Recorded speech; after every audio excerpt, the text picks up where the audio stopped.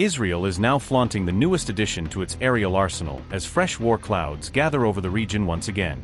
After renewed U.S. strikes on Iran, Trump now appears to be strengthening Israel's air power for a possible second phase of conflict. More fuel, more payload, farther reach. Israel's latest military move is being seen as a powerful message directed at Tehran. Israel is now flexing the new Gideon aircraft in what many view as a direct warning to Iran after Mojtaba's grave threat. As the threat of war with Iran rises once again, Israel is now moving to strengthen its air power with a major new addition. The Israeli Air Force has officially unveiled a new refueling aircraft, the KC-46 Gideon, as part of its expanding aerial fleet. The arrival of Gideon marks the first ever Boeing KC-46 tanker aircraft delivered to Israel by the United States. Israel's Air Force said the aircraft will play a key role against what it described as Iran's continuing goal to strike Tel Aviv. The KC-46 is also the first of 6 advanced refueling aircraft Israel has acquired under its defense deal with Washington. According to reports, all 6 of the KC-46 aerial refueling aircraft were purchased from U.S. aviation giant Boeing. The Israeli Air Force also hinted at the possibility of renewed conflict, declaring it is prepared for any development on any front. Israel's Air Force chief, and I quote, "The arrival of the new plane significantly strengthens the Air Force's superiority in the ongoing multi-front war and in long-range operations." Here from the runways of Nevatim Air Base, refueling aircraft took off around 2 months ago and carried the entire Air Force to Iran on their wings. Even at this hour, the Air Force is in the skies. Its aircraft and personnel are operating from the air and on the ground, striking Hezbollah with force. End quote. Meanwhile, IDF chief Eyal Zamir has claimed that Iran's military strength has been severely weakened after this year's conflict. Zamir alleged that both Iran's military capabilities and its nuclear infrastructure were heavily damaged during the war. The Israeli military chief also claimed Iran is now facing a deep economic crisis along with growing instability within its leadership. The IDF chief said, and I quote, "The structure of evil built by the Ayatollah regime has been significantly cracked, and its future and stability are shrouded in uncertainty.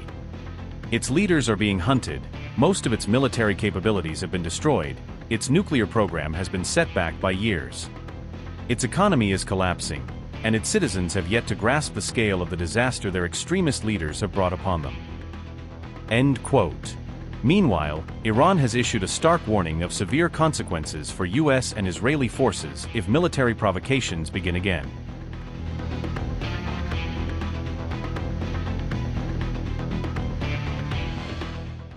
Iran has issued a chilling new warning directly aimed at U.S. President Donald Trump and Israeli Prime Minister Benjamin Netanyahu.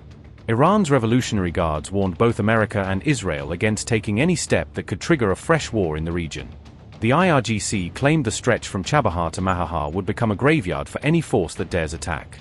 The stark message was delivered by a senior IRGC Navy official and was later quoted by Iranian state-linked media. Mohammad Akbarzadeh openly mocked Washington and Tel Aviv, claiming another war against Iran would be impossible to sustain. Iran further declared that while the US and Israel may appear aggressive, their weakness would be exposed if conflict returns. Mohammad Akbarzadeh said, I quote, "The possibility of war is low because of the enemy's weakness. The armed forces are lying in wait with full magazines. Do not doubt that we will turn the area from Chabahar to Mahahar into a graveyard for aggressors." Iran's latest threat comes amid growing reports that the United States and Israel may already be preparing for another phase of war.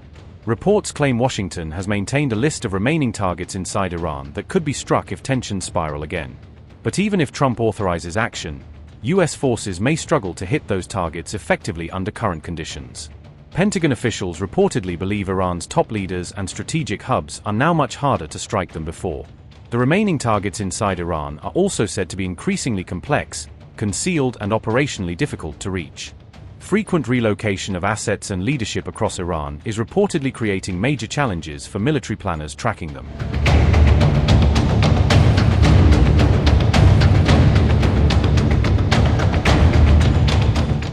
Israel is also reportedly preparing for the possibility of resuming military action against Iran if negotiations collapse once more. The revelation was made by Israel's ambassador to Australia during a recent interview with Iran International. Hillel Newman said Israel supports US-Iran diplomacy, but only under conditions that meet Israel's core security demands. The Israeli envoy insisted Iran must completely halt its nuclear program and accept zero uranium enrichment going forward. He also warned that Israel remains prepared to strike again if those objectives are ultimately not achieved. When asked whether Israel would launch another war alone if needed, Newman avoided giving a direct answer. The Israel envoy said, and I quote, "We're in favor of talks as long as they attain the objectives. We cannot compromise on the objectives. As I said, the objectives are removal of the nuclear capability, zero enrichment, zero enriched uranium in Iran. Also the fact of the ballistic missiles and stopping their support of the proxies which cause unrest in the entire Middle East. If we can attain it through negotiations and diplomatic discussions, fine. If not, we might have to go back to the military campaign in order to attain the objectives, but the objectives must be attained. We're actually now in a kind of a ceasefire which we have declared and accepted because we're giving a good opportunity. In good faith for the discussions, for the diplomatic resolution of the issue. We have trust. We have confidence in President Trump. We work together closely. There's coordination."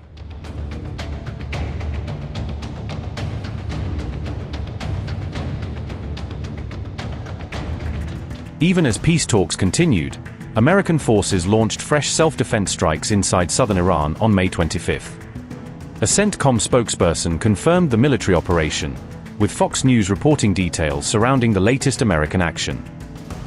Captain Tim Hawkins said, and I quote, "U.S. forces conducted self-defense strikes in southern Iran today to protect our troops from threats posed by Iranian forces. Targets included missile launch sites and Iranian boats attempting to emplace mines. U.S. Central Command continues to defend our forces while using restraint during the ongoing ceasefire." Unquote. The strikes reportedly targeted Bandar Abbas, Iran's critical naval hub and a major strategic military installation nationwide. The escalation followed Trump's earlier declaration announcing major combat operations against Iran beginning from February 28 this year. Washington claimed the operation specifically targeted threats posed against American troops, military assets, and regional strategic interests abroad. CENTCOM insisted the strikes were defensive measures designed to deter further attacks and protect American regional military operations. The renewed confrontation unfolded while Trump simultaneously pushed diplomatic efforts aimed at securing a broader nuclear agreement with Tehran.